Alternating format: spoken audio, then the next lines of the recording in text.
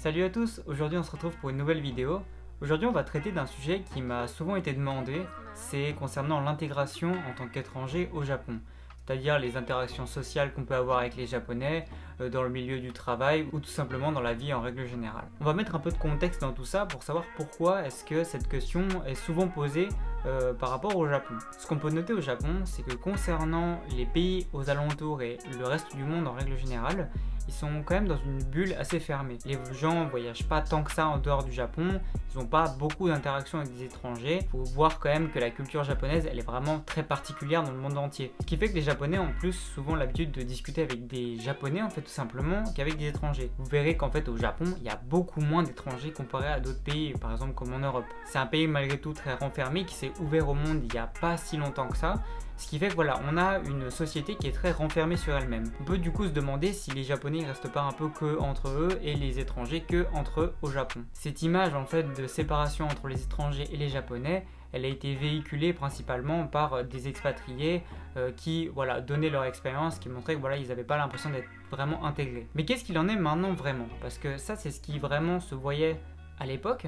Maintenant, la situation elle a un peu changé. Je vais mettre du contexte dans tout ça. On va d'abord commencer par voir pourquoi est-ce qu'on peut noter une certaine différence, une certaine distance entre les étrangers et les Japonais. La première chose qu'on peut évoquer, c'est la barrière linguistique. Au final, un Japonais, il va avoir du mal à venir vers vous ou du moins à discuter parce que il n'est pas sûr de pouvoir parler convenablement avec vous. Il y a peu de chances que vous sachiez parler japonais et ils ont relativement souvent pas un très bon level en anglais les Japonais, ce qui fait que tout de suite les gens ils se sentent un peu freinés, ils savent pas s'ils vont pouvoir avoir une conversation avec vous ou pas. Donc ça directement ça freine les conversations, ça freine les rencontres. Deuxièmement, il y a le décalage culturel. On a vraiment une société très différente, très renfermée au Japon dans une bulle comme je vous l'ai dit, qui est vraiment à l'extrême de ce qu'on peut avoir concernant par exemple les règles de politesse ou tout simplement les sujets lesquels on va évoquer dans une conversation basique. On va pas savoir trop comment engager la conversation. Les Japonais ils sont vraiment très casaniers, renfermés sur eux-mêmes.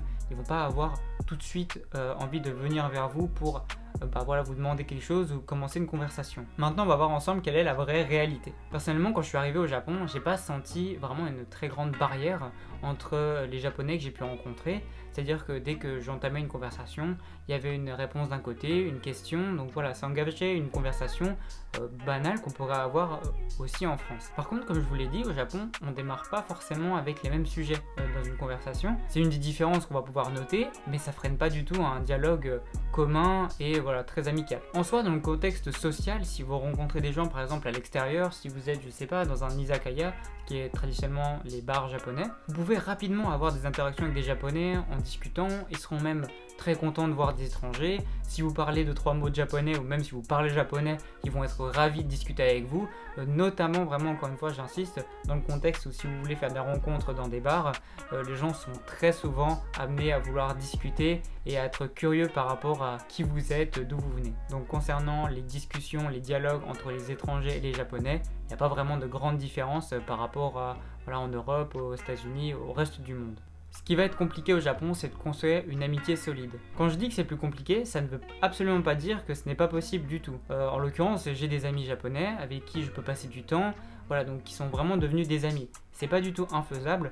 La chose qu'il faut se dire, c'est que ça peut prendre du temps et en plus de ça, il faut faire face aux différences culturelles qu'on peut avoir entre le reste du monde et le Japon. Donc pour conclure, enlevez-vous de la tête l'image qu'on pourrait avoir du Japon qui sépare vraiment les étrangers et les Japonais, de se dire que c'est très difficile de construire une amitié ou que on peut avoir très difficilement des conversations avec des Japonais. C'est plus difficile que chez nous de construire une amitié solide en vue du contexte du Japon, mais ce n'est absolument pas infaisable. Et si vous voulez vous faire des amis ou faire des rencontres, c'est totalement possible. Je détaillerai dans une autre vidéo comment se passe la conversation, une amitié au Japon, comment sont les interactions directes avec un ami. Je vais vous parler un peu du contexte du travail maintenant. Si vous avez la chance de pouvoir travailler au Japon et que ce soit durable, donc que vous ayez un visa qui vous permette de rester au Japon, vous allez être du coup en contact avec des Japonais et pouvoir peut-être nouer des amitiés. Dans ce contexte-là, ça va être quand même plus favorable et plus facile de vous faire des amis vu que vous êtes dans un contexte où vous vous verrez très souvent, et en plus de ça que vous allez être amené à vous voir et à passer du temps ensemble. Et l'une des choses au Japon qui facilite le contact entre les différents employés, c'est les nomikai. Nomikai, ça veut concrètement dire nomi, ça veut dire boire, et kai, c'est les réunions. C'est tout simplement des sorties que vous faites entre groupes avec le travail, c'est encadré souvent avec votre patron qui vient boire aussi avec vous. Et dans ces moments-là, vous avez la possibilité de pouvoir nouer des liens plus sympathiques et de pouvoir discuter plus aisément que dans le cadre du travail. Voilà, j'espère que cette vidéo vous aura plu. J'ai commencé à introduire comment se passent les relations sociales entre les Japonais et les étrangers. N'hésitez pas à mettre un like, un commentaire si vous avez des questions, à vous abonner, c'est le plus important. Et moi je vous dis à la prochaine. Sayonara.